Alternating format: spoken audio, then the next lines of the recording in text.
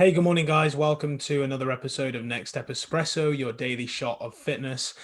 We are on episode 451, and we're talking about the road outside of tracking calories or away from tracking calories. So, I've done a lot of content recently about non-tracking strategies. I've done a lot of content about pros and cons of both. And if you've been listening to the podcast for a while, you'll know that in my beginnings, that's how I started my journey, right? I learned about flexible dieting. I learned about calorie balance. I learned about there being no good or bad foods, and tracking calories really helped me finally lose the body fat that I'd been struggling with.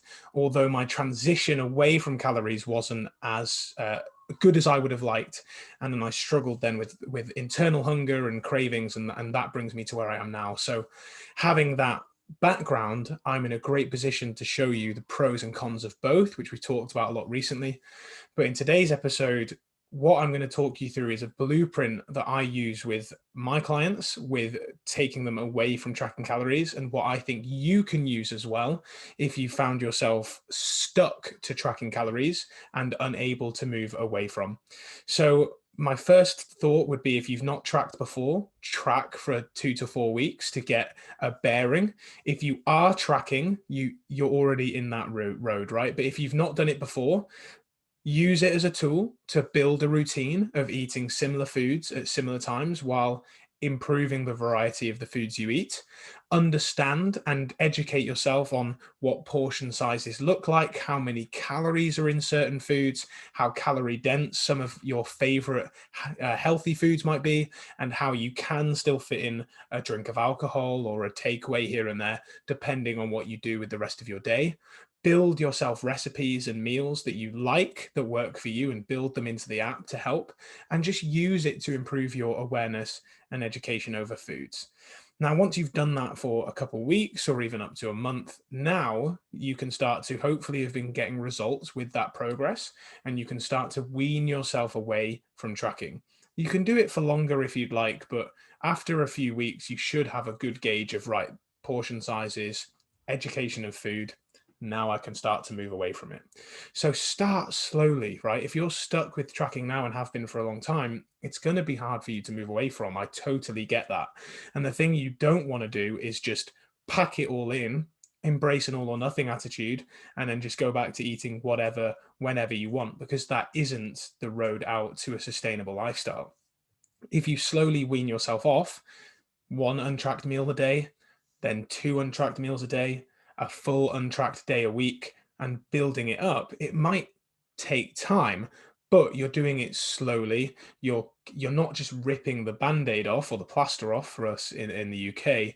You're just taking your time with it, taking it step by step, and doing it while still tracking your data, right? What are happening to your average weight? What are happening to your measurements? What are happening to your photos every few weeks? So you know that you're still making the progress that you'd like, or at least maintaining the progress that you've made, if your goal now is to transition away and maintain the amount of fat that you've lost over time. And then what I want you guys to do is to start adding in hunger cues and hunger signals to build up your internal awareness, right? Because we talked about one of the cons of tracking being not having that internal hunger and eating just because the app tells you to, or not eating because the app's told you to. You want to start building in your internal hunger cues. The Hunger Game worksheet in the link to this episode will help with that, by the way. So download it if you've not already done so. You want to ask yourself the questions: are you physically hungry? Yes or no? Could you stop eating this meal that you're eating right now? Are you satisfied? Do you have to finish your plate? No, you can save the rest for later. You can give the rest to someone else. You can find something else to do it. Do you need a meal late at night?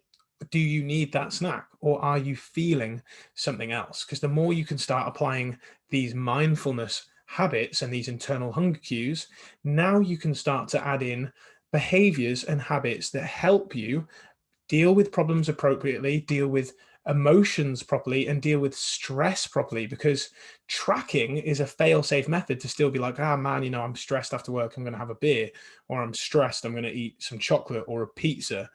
Tracking doesn't stop you from doing those things all of the time, which is where a lot of it can fall down for folks. So you can use things like the stop method, or surfing the urge or challenging the thoughts that you're happening. And if those words sound like a foreign language to you, go back, search for those episodes in the podcast, type Next Step Espresso, surf the urge, Next Step Espresso, stop into Spotify or YouTube, and you will find those episodes. And by using these methods over time, you'll become more confident in your ability to regulate your eating without using an app. You'll have weaned yourself off gradually, and then you can build your internal hunger in a safe space. And then that will allow you to continue making weight loss progress without tracking, or better yet, maintain your progress without tracking as well. Okay, so track for a period of time, 2 to 4 weeks. Start to wean yourself off slowly. Track your data while you're doing this. Add in your internal hunger cues, and then start to add in mindfulness habits. And you've got a surefire way there to use tracking in an appropriate manner to not just lose fat, continue losing fat, improving your health, and keeping those results for a long time as well. I hope you've enjoyed today's episode. If you have, please do share it with someone who you think will find it useful. The Next Step podcast has nearly reached 7,000 downloads this month, which is amazing. If you guys could help push it towards 8 or 9, that would be even better. Have a great day, and I'll see you again tomorrow for another Daily Shot of Fitness.